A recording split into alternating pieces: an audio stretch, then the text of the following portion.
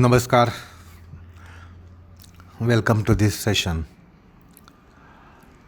So we are considering the Kriya Yoga, and as I said during the last session as to why we do yoga, answer can be known and we can arrive at it as to why we do yoga and therefore what is our yoga. What is our yoga will depend upon why are we doing it. Then similarly here, what is Kriya Yoga is to be understood by questioning why Kriya Yogi does his yoga. And Patanjali gives us the answer in the sutra that follows the very first sutra, Sabadi Bhavana rthah, Klesha tanu karnarthascha. So there we get the answer. And we can derive the answer here, and which tells us that Kriya Yoga is Jnana, Dhyana, Karma, Bhaktiyoga combination. Why Kriya Yogi does his Kriya Yoga is because he is a Jnana Yogi, he is a Karma Yogi, he is a Dhyana Yogi, and he is a Bhakti Yogi. So that helps us understand what is this middle hierarchy yogi. Because Patanjali clearly says that by Kriya Yoga accomplished, by Kriya Yoga taken up and accomplished, Samadhi gets actualized. That means Samadhi potential is almost in a budding state. Unlike Samadhi potential that is there in you and me and every one of us. Because Samadhi is in all bhumis. Sarvabhauma. Samadhi potential is Sarvabhauma. That is Mood, Kshipta, Vikshipta, Ekagra, Niruddha. So potential of Samadhi is in all of us.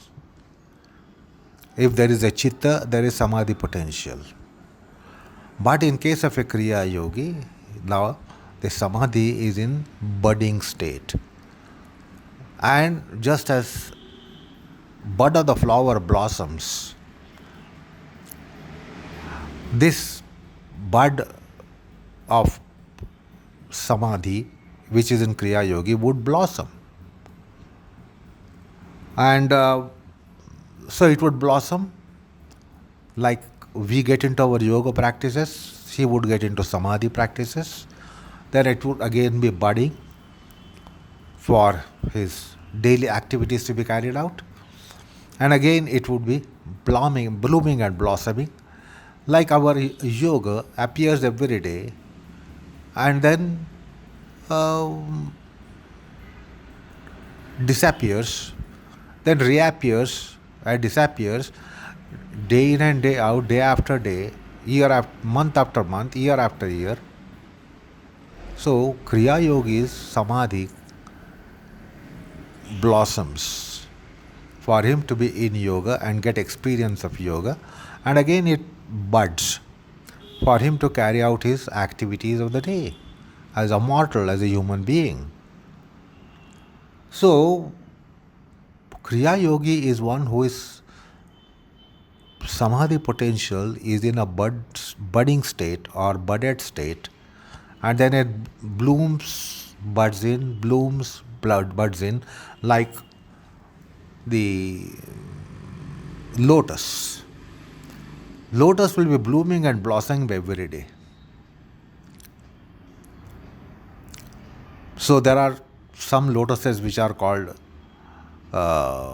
Chandra Kamala, that is with moonrise,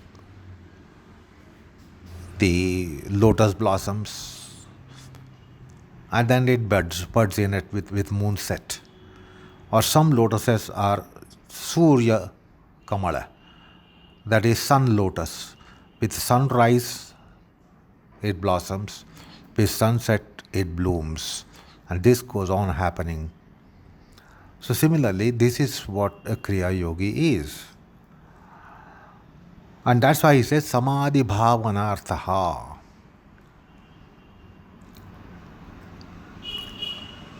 And the other one is Klesha Tanukaranartham. That means his kleshas are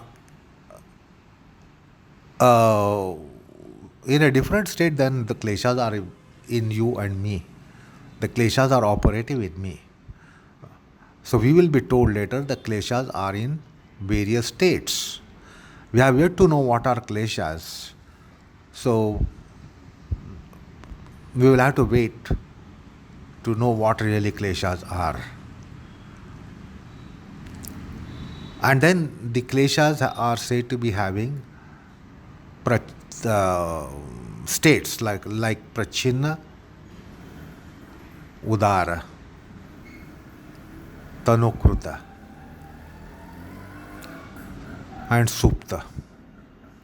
So the kleshas are in either supta state, prasupta tanu vichinno dharanam is what Patanjali specifically mentions. And then that's why our klesha vrittis come and go. We are sometimes angry, anger sets.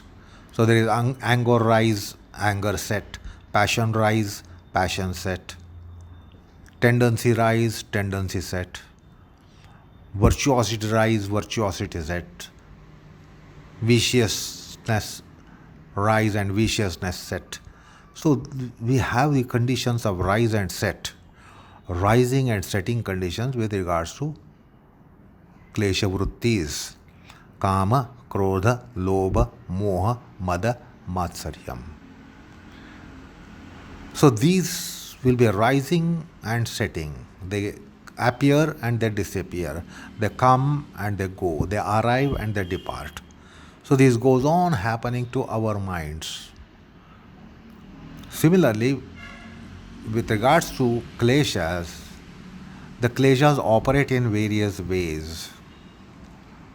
From subtle way to grosser way, the kleshas will be operating in us. So by Kriya Yoga, the kleshas are taken to a state which is called tanukaranam or tanukrita, attenuated state. And that is what the Kriya Yoga does. And now, how the kleshas, which of course we have yet to consider, the kleshas don't get attenuated by our noble practices, going to temples, going to shrines, going to satsang. We often go to these things and we do satsang, etc. And for time being, for momentarily, our mind is placid, our mind is sublime, our mind is quiet, our mind is serene. But then it's like dog's tail. No sooner that effect is gone, again we are back to square one. So with regards to kama, krodha, lobha, moha, mada, matsaryam, which are klesha vrittis, we see that these things are rising and setting, rising and setting, rising and setting, coming and going, arriving and departing. So this goes on happening. And then when we do yoga, we think it has disappeared. The klesha vrittis have disappeared. We are free from kama, krodha, lobha, moha, mada, matsaryam by satsanga or by sadhana sangha or by our shastra sangha. Whatever practices we have, and if they are classical yogic practices in our case, yajna, dana, tapas, so our mind becomes noble for a while. But again it goes back to square one. By our satsanga, by hearing, listening, and by being in company of noble people or being in company of noble thoughts, we become sublime and sedate. But then it again disappears after a while. And therefore, we have to be doing and we should be doing these practices regularly so that we can make a progress in the pace of a snail at least. But for this Kriya yogi, his Jnana, Dhyana, Karma, Bhaktiyoga, it has more permanent measures. And not only measures on Klesha Vrittis, but Kleshas. The Klesha Vrittis are already gone in him. There is no havoc of Klesha Vrittis which is in our minds. We have havoc of Klesha Vrittis, Kama, Krodha, Lobha, Moha, Mada, Matsaryam. Kama means passion, lust. Krodha means anger, exasperation. Lobha means greed and avarice. Moha means infatuation, delusion. Mada means pride, arrogance, self-conceit. And then Matsar or Matsarya means jealousy, malice. So, in our case, these become weak and strong, weak and strong, weak and strong. Not precisely that they go away, but they become weak at some point in time because of our goodness of the mind, our high-mindedness, they become weak. But in low-mindedness, they become strong. So we find this havoc and this play of Kama, Krodhadi, Klesha Vrittis. Now these are not there in Kriya Yogi. This is the basic characteristic difference between we and even Adhamadhikaris and Kriya Yogi who is Madhyamadhikari. So the Madhyamadhikari who has imbibed the value system given by Jnana, Dhyana, Karma, Bhakti yogs, is free from Shadripus. He has Shat Sampattis, which are diametrically opposite to Shadripus. Shama, Dama, Titiksha, Uparati, Jnana, Vairagya, Shanti, Samadhan.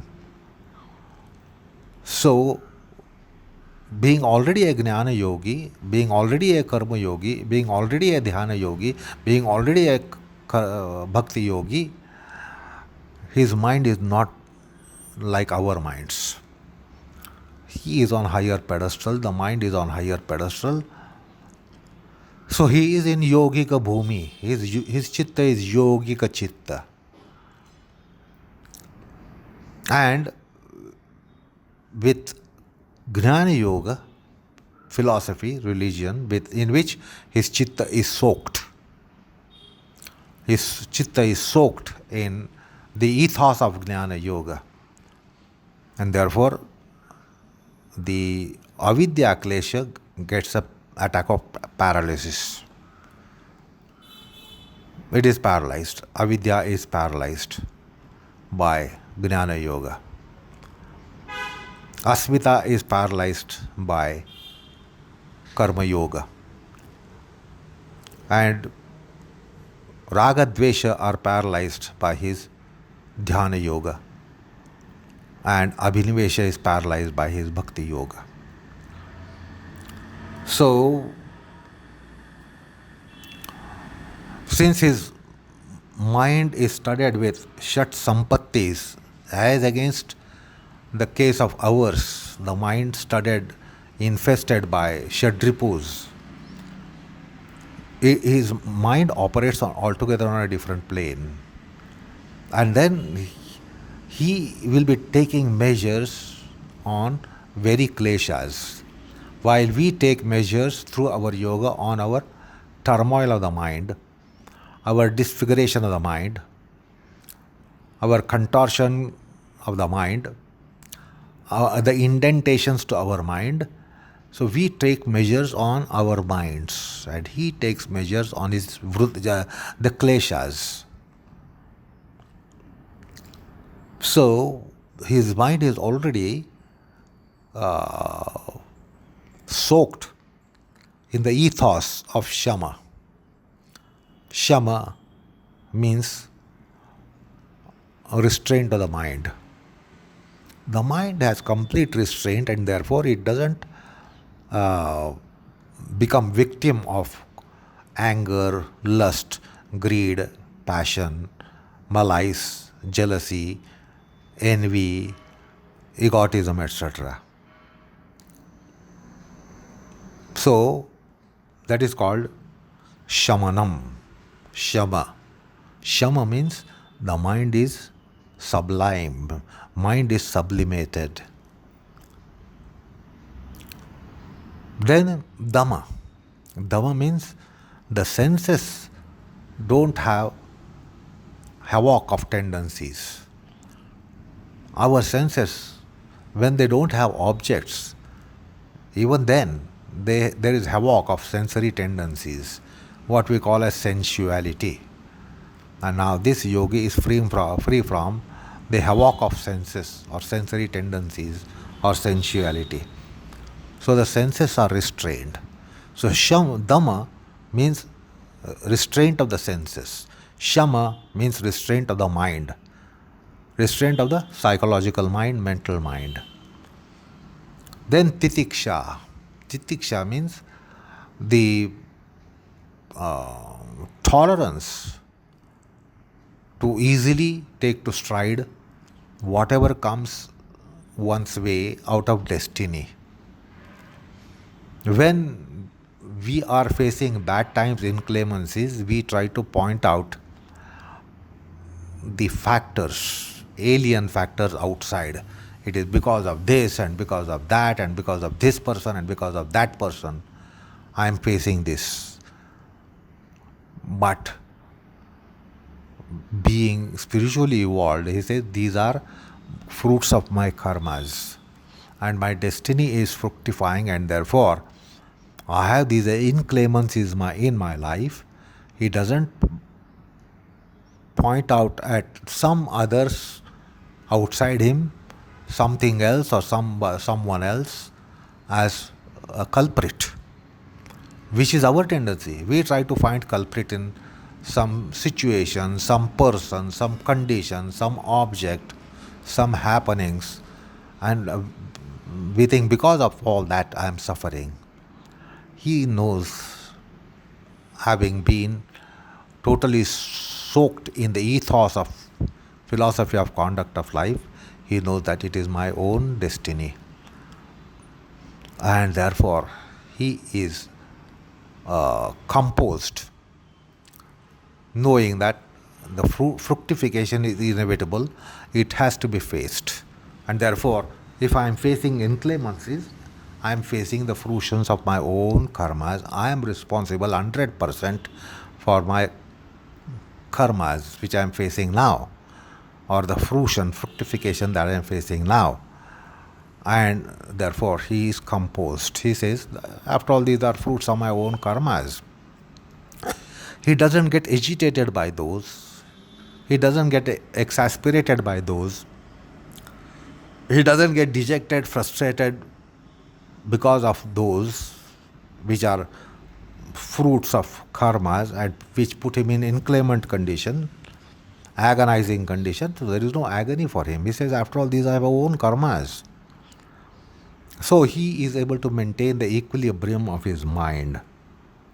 That is titiksha. Uparati. Uparati means now he has no gravity towards the objects, drishtanushravika vishayas, which we saw in the Vairagya chapter. So they do not really bother him. So he has uparati. He knows that he is well past it because of his Vairagya. So with the Vairagya, Vashikara Vairagya, because if his samadhi is capable of getting actualized, that means the samadhi means Vashikara Vairagya must be in full-fledged operative condition, and therefore he has uparati, and then of course Jnana Vairagya, the wisdom of Jnana Yoga, wisdom of Karmayoga, wisdom of Dhyana Yoga, wisdom of Bhaktiyoga. That gives him Jnana Vairagyam. And then Shanti Samadhan, peace and contentment, because of accomplished Jnana Dhyana Karma Bhakti Yoga. So even if we have this contentment with what we have, it is incomparable to the contentment of this yogi, because his contentment is by being a Jnana yogi accomplished, by being a Karma yogi well accomplished, by being a Dhyana yogi well accomplished, by being a Bhakti yogi well accomplished. So because of this, the Shadripus are totally neutralized. So try to imagine this psyche where Shadripus are neutralized, Shadripus are banished.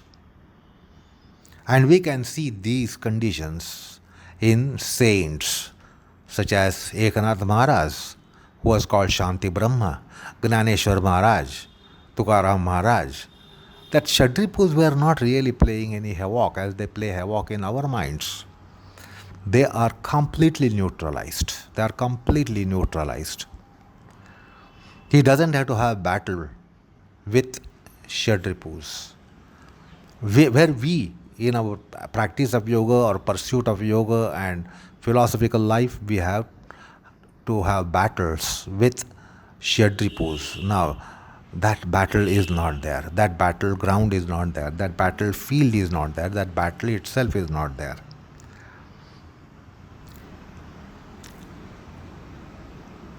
And therefore, where is the battle then for them? The battle is for them in klesha. And the kleshas are not at all even within the horizon for us. When we have battle in our life, when we are in spiritual path, our spirituality is a battle. We are battling with our tendencies. We are battling with our vasanas. We are battling with our Shadripus. Now that battle is no longer there. And this is the case of these proficient yogis. Ramakrishna Paramahamsadi yogis. Ramakrishna Paramahams, Ramana Maharshi, Arvindu, Jnaneshwar Maharaj, Tukaram Maharaj, Eknath Maharaj, Namdev, Narsi Mehta, Mirabai, Chaitanya Mahaprabhu, Prahlada Narada Parashara Pundarika Vyasa Ambarish Shuka Shaunaka Bhishma Dalbhya Rukmangada Vasishta Vibhishana, etc. These great noble bhaktas, they don't have battle with these psychosis or neurosis. They have battles with their kleshas, and that's a bigger battle, because the kleshas are quite in importunated state condition for them because of Jnana, Dhyana, Karma, Bhakti Yoga. So, the Klesha Tanu Koranam would be taking place because of Jnana Yoga principles, such as I am immortal, birthless, deathless. Now understand, if this is the notion, idea about one's self, unlike our notion and idea that I am a man, I am a woman, I am Occidental, I am Oriental, I have caste, class, creed, gender, status, stature, etc. We have different battles in the psyche. Now they don't have this, because they know that I am essentially not having any upadhis, any delimitations. I am pure consciousness. I am pure principle of consciousness. I don't have caste, class, creed, gender, status, stature, etc., etc. I am not man, woman, young, old, strong, weak, etc., etc. Atma Bhava. That's the Atma Bhava.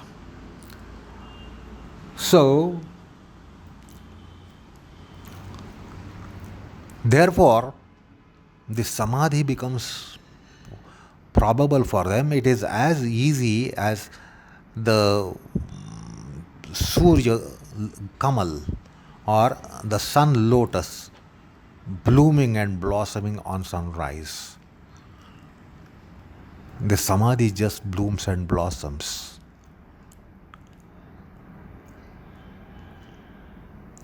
And the it is because the kleshas are that much managed because of the Jnana yogic principle, which I told you just now, that they are in that condition that they are not human beings, but they are just pure consciousness. They are birthless, deathless, diseaseless, decayless, genderless, ageless. That naturally their field of activity is totally different as against our field of activity, where we are caught in the gravities. We can't just imagine ourselves not having any class, caste, creed, race, gender, status, stature, etc., etc. So also the Karmayogic philosophy, that I am not the doer. Through my instrumentation, through me as an instrument, God gets the things done. He is karta and karavita. He pulls the strings for me, and then the things are being done. He has no pride for what he does. Like we have that. I have done. I am the doer here. I have accomplished it. I could only have done it. No one else could have done it. This is what is our psyche. Having clamor, the clamor of I-ness and mine-ness. But because of Karma Yoga principles and philosophy, totally assimilated. He's totally a different chemical being, and he doesn't have these problems which we face by way of ahankara, by way of egotism. So that means it becomes that much easy for him to get samadhi. It is because of these things absent in us, this even just dhyana becomes such difficult proposal for us. Our doership, our knowership, our endurership. Otherwise, I am the knower, I am the doer, I am the endurer. The clamor is there, that we don't consider ourselves as agency of divinity, but ourselves as the agents, and we have all these attachments to us, and therefore even just dhyana becomes impossible for us. Then Dhyana yogic philosophy, where he is in that field of neutrality. There are no pulls and pushes of gravities of raga, dvesha. And that is what our life is. That is, we are all the time under the gravities of raga, dvesha. Everything can be seen as an outcome of raga, dvesha within us. Our likes and dislikes is what makes our life. Our attachment and aversions is what makes our life. But having visited the site of yoga often, his chitta is in dvandva anabhighata condition, so that much it becomes easier for him to get samadhi. It is these pulls of attachment, aversion, raga, dvesha, likes and dislikes that wean us away from even reaching the run-up to dhyana. That's why dhyana itself is beyond the horizon for us. And it's very difficult to get the dhyana for a mortal, for like you and me. But in his case, the dhyana yoga is so much into him. Dvandva anabhighata condition is so much into him. Duality free state is so much in his mind that samadhi easily blossoms. Bhaktiyoga, similarly. The philosophy of Bhaktiyoga, the ethos of Bhaktiyoga, his love for divinity, and therefore, with the gravity of divine love or love for divinity, all the various different states of mind which we consider during Bhaktiyoga, they are like stars during daytime. They are of no significance. and therefore the samadhi easily dawns. So it is because of these yogs that samadhi from bloomed or bud state goes to bloomed state or blossomed state. So is the case of kleshas. Because of jnana yoga, dhyana yoga, karmayoga, bhaktiyoga, the principles inculcated and being personified jnana yogi, karma yogi, dhyana yogi, bhakti yogi, the klesha tanu karanam starts getting into operated condition. So then there is rapid disposal of kleshas, and then klesha nivrutti can be possible. So someone like Eknath Maharaj, someone like Gyaneshwar Maharaj, we should know them as these madhyamadhikaris who move in the world of we commoners, but they have a time in their everyday or daily life that they go into that state of consciousness. So if they come to worldly condition, worldly consciousness, it is to uplift people like us. They are Bhagavatas, and therefore they are in service of divinity, and their service of divinity lies in pulling out the commoners from the mire, mundane mire. And for that purpose, they come to awakeful state, they come to our plane of consciousness. They have moved with people like us in their times. Jnaneshwars, Eknaths and Namdevs and Tukarams and Chaitanya Mahaprabhu and Prahlada Narada, etc.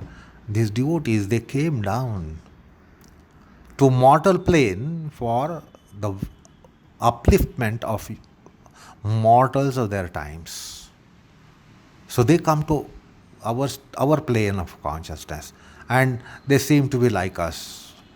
And therefore many times it is felt, why these saints and sages are suffering like us.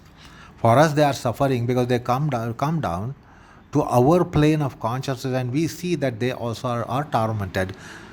According to our view, they are tormented. They are not really tormented within themselves. Like an actor plays a role in a drama, and maybe an actor might play a role and go through all the various moods and conditions that human life faces. So they enact a role in their life for helping the mortals to come out of this mire. Therefore they come to our plane, but then they go into their own samadhis. So just as we go to sleep every day and the devil in us is put to rest, the demons in us are put to rest when we go to sleep. They go into samadhi. So going to sleep is a daily affair for us. For whatever number of hours we go to sleep every day, they go to samadhi every day that way. Of course they go to sleep, not that they do not sleep at all. Over and above going to sleep, they also have this state of consciousness, which is called a supra state of consciousness. They go into that supra state of consciousness, supreme state of consciousness, supra consciousness, as Sri Aurobindo explains. So we visit the site of sleep every day. They visit the site of sleep every day like us by being on mortal planes, enacting a role of being mortals. They play a role of mortals. They are not really mortals, they are immortals. Jnaneshwar, Tukaram, Ramdas, they were all immortals. They played a role of mortals for our well-being, to uplift we people of their times. And even today they are doing it. But they were going into their samadhi.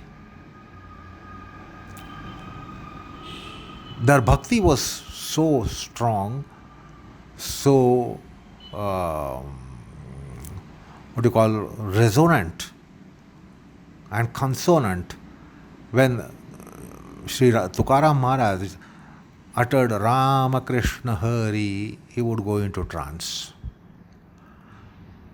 So if in the life of Tukaram you will come to know that when he remembered Rama Krishna Hari, he would just leave the plane of mortality, and he would go in that amrutatvam within himself and again come back, again become Tukaram, and then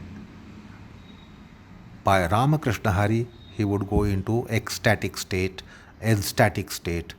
So was the case of Jnaneshwar Maharaj. It is said, you read in his life, just a Guru Smaranam would take him to a transcendent plane.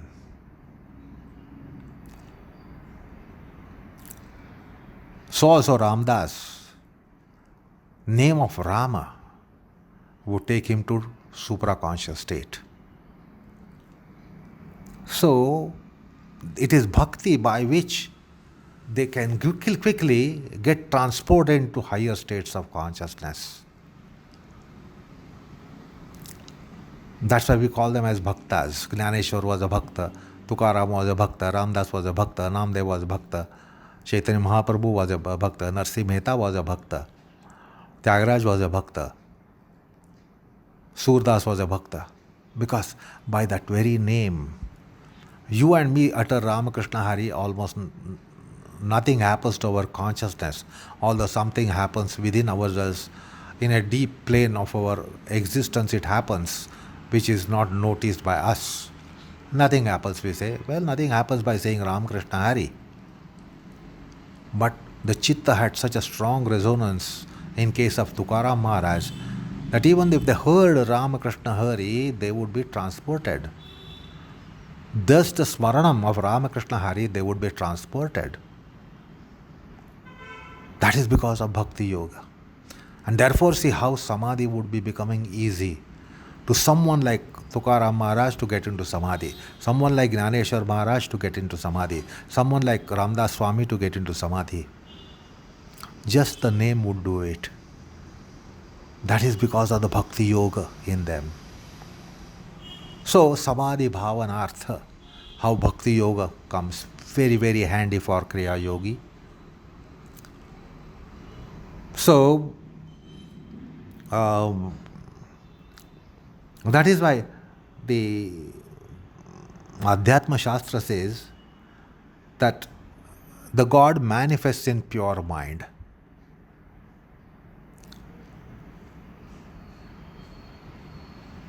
And then the Upanishads speak about Ahara Shuddho, Sattva Shuddhi, Sattva Shuddho, Dhruva Spruti, Spruti Lambhe, Sarva Gradinam Vipramokshaha. What is this Spruti? Spruti is Bhagavad Spruti. And that would just transport them. So, the Kriya Yogi, his mind is described in Shastras such as Annamayam hi Saumya Manaha. Or Mahabharata in Shanti Parva says, Manasascha Indriyanam cha hi ekagra paramam tapaha tajjayaha sarvadharmebhyaha sadharma parawuchyate. Shanti Dharma, chapter 250 and the verse 4. Manasascha Indriyanam cha hi ekagram paramam tapaha. That is their tapa. So we know Kriya Yoga means tapas. What is that tapas? It is not the tapas that we considered in the last session. To attain what we aspire, attain what we cherish. That's why we perform tapa. The mortals perform tapa for that purpose, so that they stand out. Here their tapas is of this kind. Manasascha indriyanam cha hi ekagram paramam tapaha. Their mind getting engaged in divinity itself is tapas. Tajjayaha sarvadharmebhyaha sadharma parawuchyate. That is the supreme dharma. So when Upanishads tell us, say in Maitrayani Upanishad, tapasa prapyate sattvam, sattvat samprapyate manaha, manasa prapyate hi atma, hi atmapatya nivartate. So this is what is their tapas. Their child, the life becomes pure. Their entire embodiment becomes pure by just being in principle of Jnana Yoga, in principle of Karmayoga, in principle of just a memory of Jnana Yoga principle, Karma Yoga principle, Dhyana Yoga principle, Bhakti Yoga principle. Their mind is purified. And we know that tapas purifies the mind. Or very Nama of Bhagavanta, Ishvara, purifies the mind of a Bhakta. So the Kriya Yogi is also a Bhakti Yogi.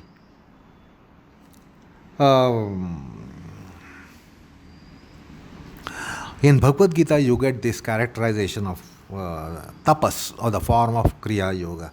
Manaha prasada saumyatvam maunam atma vidigraha bhava samshuddhi iti etat tapo manasam uchyate. Manasa tapas, which is mentioned in 17.16 of Bhagavad Gita. Our manasik tapas means what? We try to do something for our resoluteness, our determinedness, and we try to put up a battle, which is our manasik tapas. We are trying to have a battle against our own mind to conquer our mind, conquer our kama, krodha, lova, moha, mada, matsaryam. We put up a battle, and that is our manasa tapa. But manasa tapa here, which is mentioned in Bhagavad Gita 17.16, is manasa tapa of Kriya Yogi.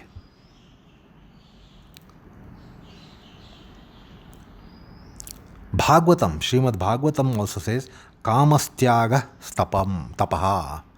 Kamastyaga tapaha. Kama tyaga itself is tapa. Now we have to do so much of austerities to overcome our kama, which you see in the life of Vishwamitra. When the kama really tainted his life, he went for austerities of some 10,000 years. But for Kriya Yogi, just kama tyaga. It is something that the kama is something like very salt, and his Jnana Yoga is something like water, it just gets dissolved. His kama is something like salt, and Karma Yoga is something like water. No sooner it reaches the water, it dissolves. So it is Jnana Yoga, Dhyana Yoga, Karma Yoga, Bhakti Yoga is a dissolvent, and the kama is like salt, and it easily gets dissolved into those. So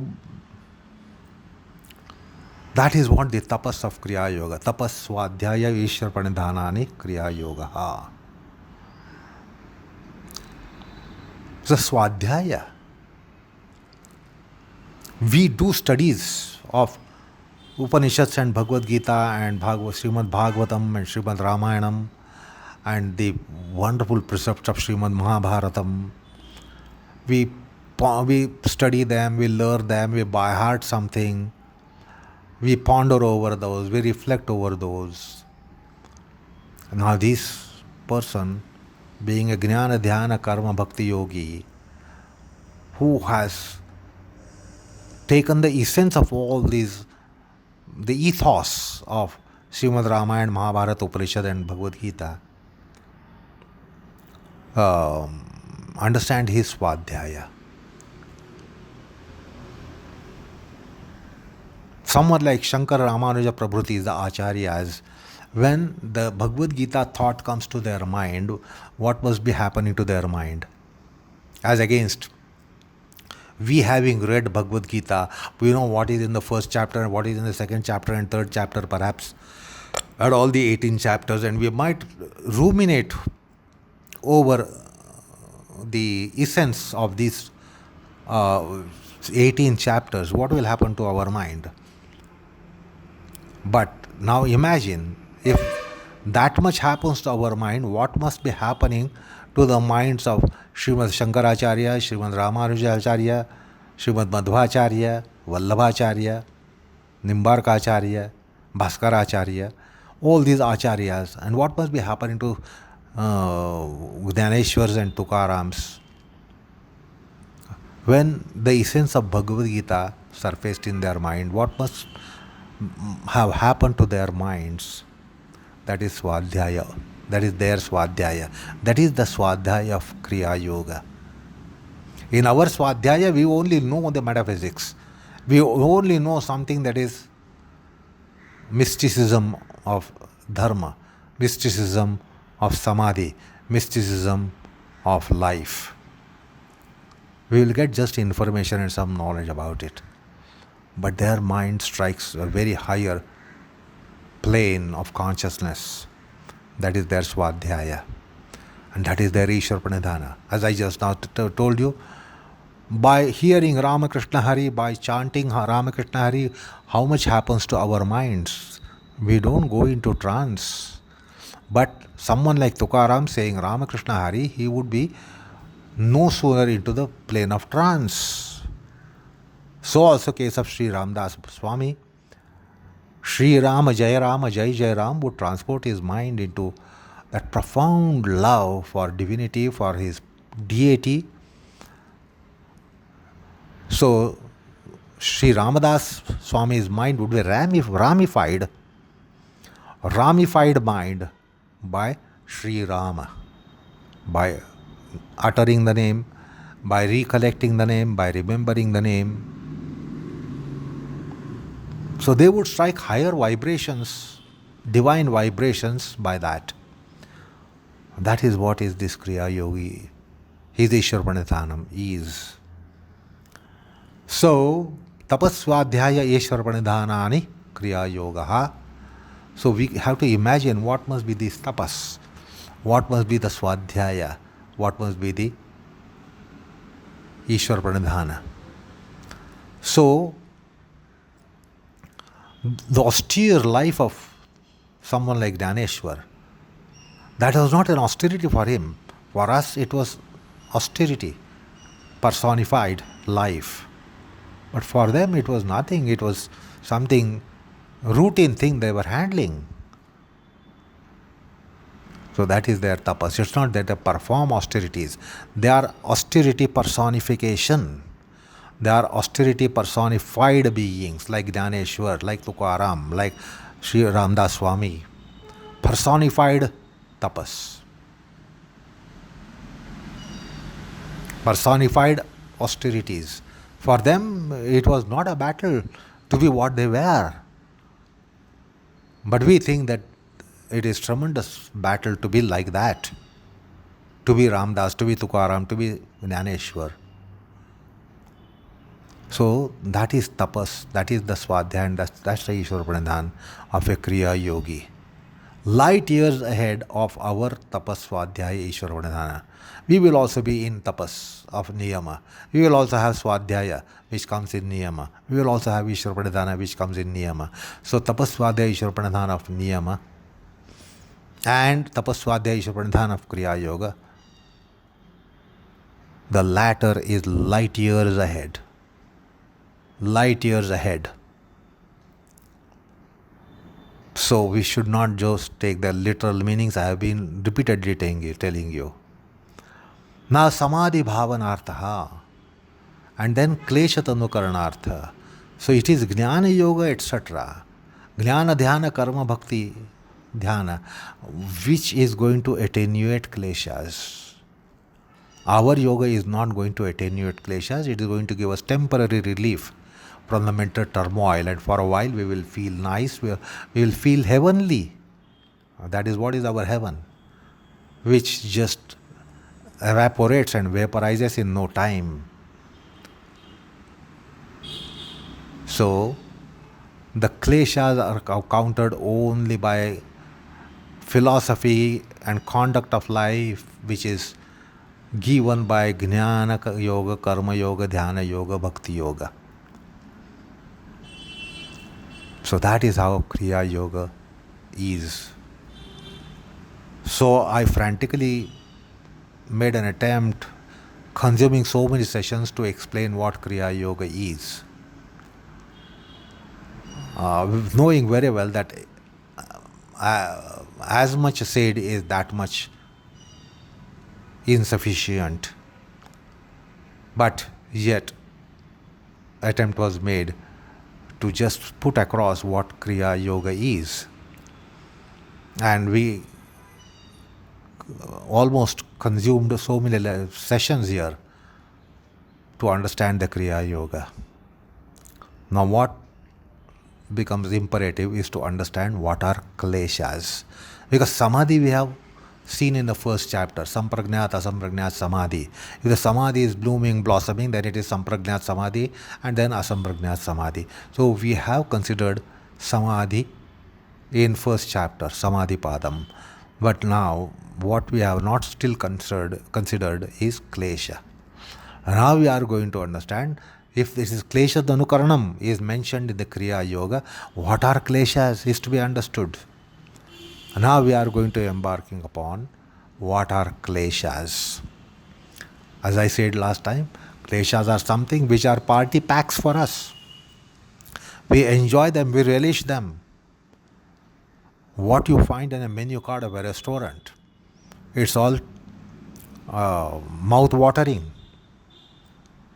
The kleshas are something which are mind-watering. We really do not understand what kleshas are. And they are our party packs. If we are enjoying our life, if we are enjoying mundane and worldly life, personal life, it is grace of kleshas. With the grace of kleshas, we are enjoying our worldly life. That is what the kleshas are. Oh, why should they call be afflictions in English? Afflictions do not make us enjoy our life. Afflictions make us suffer. But here klesha is a technical term. So it is very important to understand what are kleshas.